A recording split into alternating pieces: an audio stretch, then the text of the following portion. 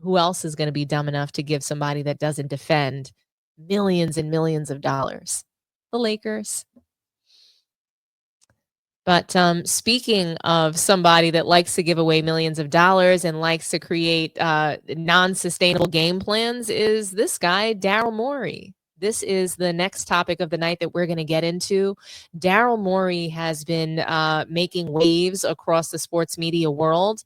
He essentially came out and said that the bubble ring doesn't count. Okay, and that it's widely known and pretty much there's a sentiment among the league that it's not a genuine title. That was the quote. It's not a genuine title. And so I want to pull up the Daryl Morey article that I have here, where he's essentially he does wind up walking back his comments. So he makes these really damning comments that pretty much put an indictment on that title and on that season.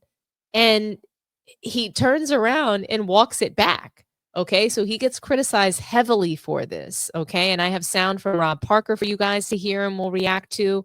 But I also have a reaction from Phil Handy. At the time, that was one of the Lakers' assistant head coaches. And here's what he had to say. I thought that these comments were valid as well. And we'll read exactly what Daryl Morey said, and we'll react and we'll get into some of the other reactions surrounding this. But here is the article for you guys to see, and I'll make sure that I blow it up big enough for you. So former Lakers coach rips into Daryl Morey over comments on 2020 championship. Though it's nearly 5 years in the past, many fans are still debating the merit of the Los Angeles Lakers 2020 championship run. The season was shortened due to the COVID-19 pandemic, and the playoffs were played without fans in a bubble at Disney World. It doesn't matter to many people that the Lakers were the #1 seed in the league and coming off back-to-back wins over the Clippers and Milwaukee Bucks before the season was postponed.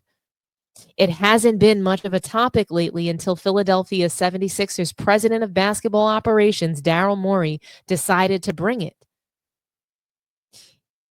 Daryl Morey is quoted, "Had the Rockets won the title, I absolutely would have celebrated it as legitimate, knowing the immense effort and resilience required," Morey told The Athletic. Yet, everyone I speak to around the league privately agrees that it doesn't truly hold up as a genuine championship. Perhaps the lasting legacy of the NBA bubble is that the NBA should be proud of its leadership at both the beginning and end of the pandemic, even though the champion will forever be marked by an asterisk. Morey was still with the Rockets at the time, a team the Lakers beat in the playoffs en route to their championship.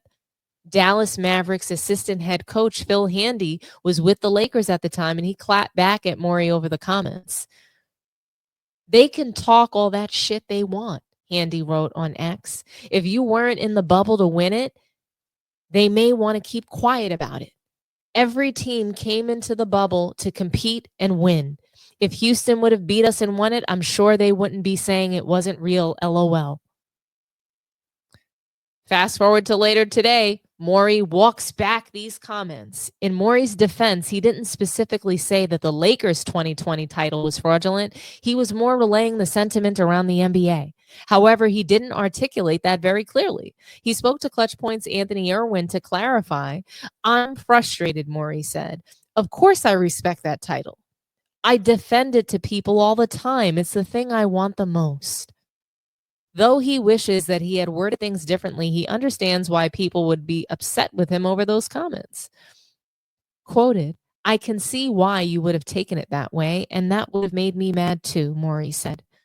"Many NBA titles could have an asterisk. It's a dangerous game for people to start saying which championships are legitimate or not. There are many titles, especially in recent years, where fans can start delegitimizing. Even just last season, Indiana Pacers fans can argue that they would have won the championship had Tyrese Halliburton not tore his Achilles in Game 7.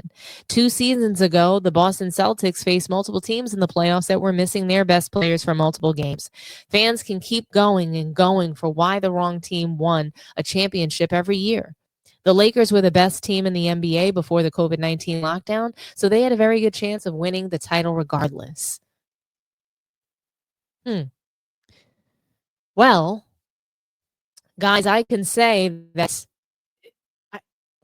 I didn't think that the NBA bubble title was the hardest or the most respectable, but I didn't think that it wasn't genuine. I didn't think that it doesn't count.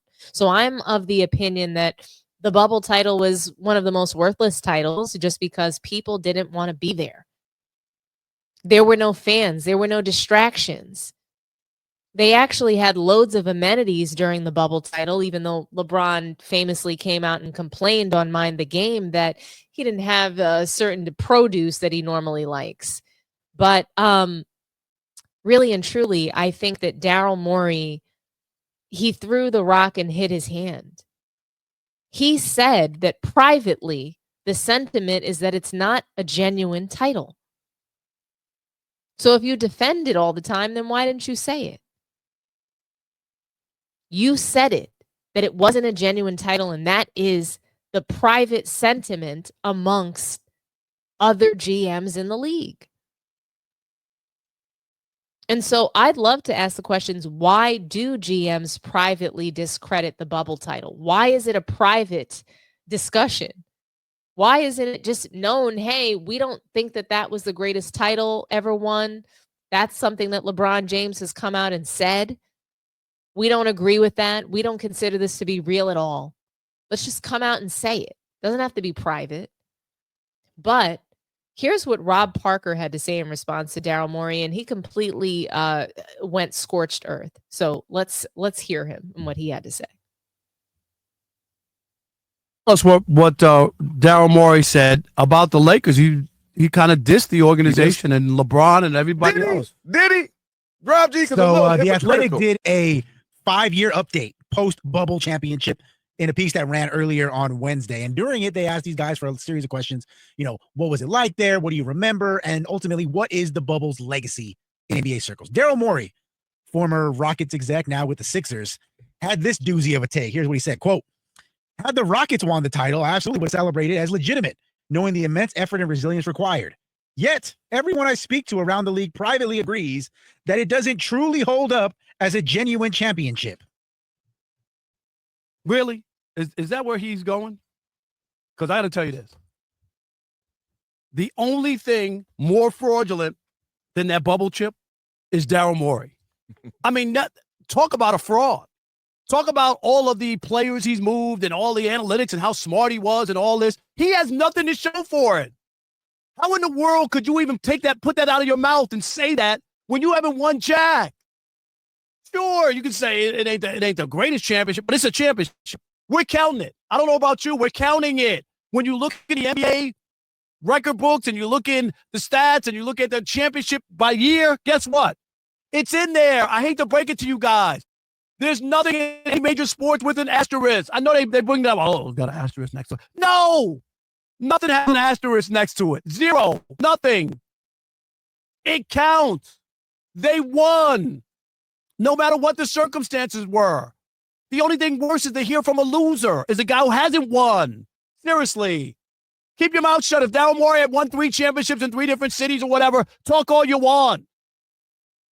He hadn't won jack. Why? Why would you bring this up? Why are you talking about it? And then he goes, well, if I won, I would say it was legit too. Of course you would. You know why? Because they would have handed you a trophy at the end. You would have got championship checks. You would have got championship rings. What is this?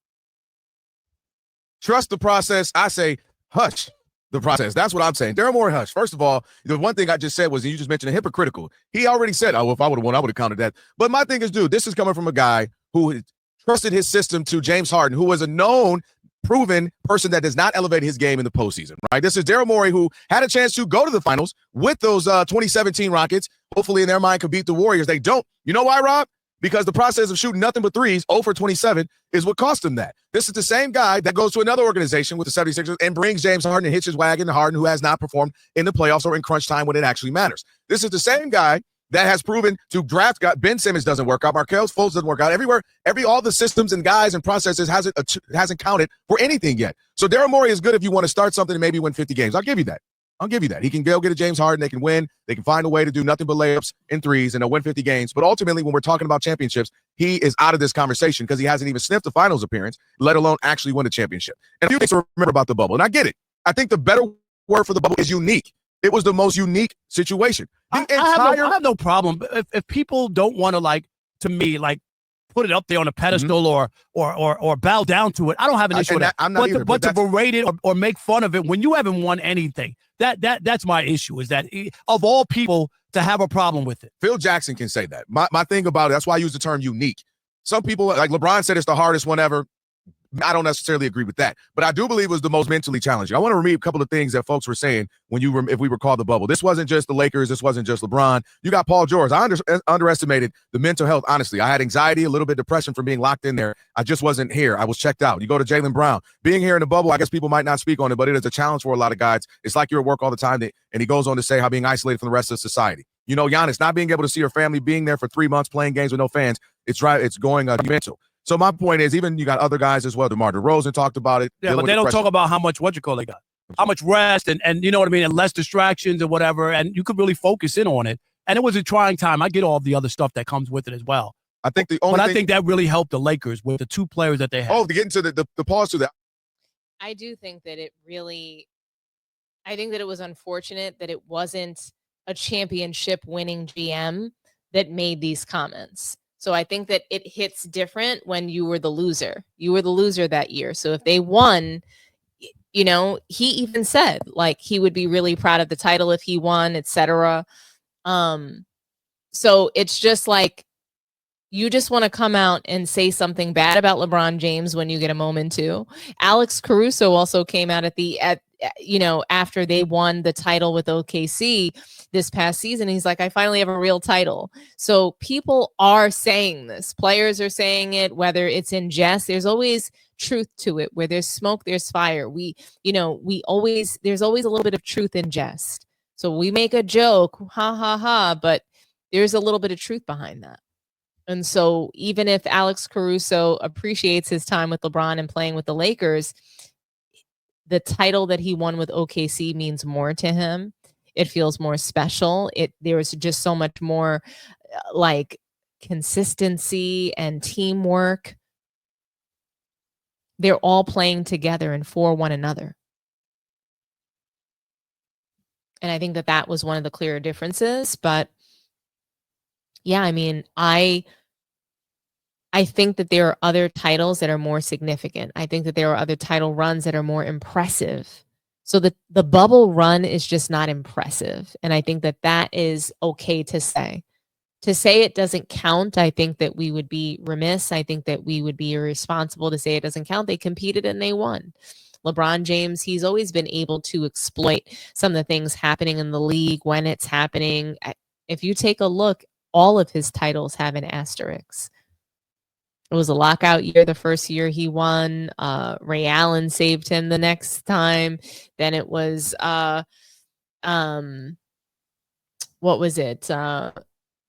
Then it was Draymond's suspension, and then the COVID year.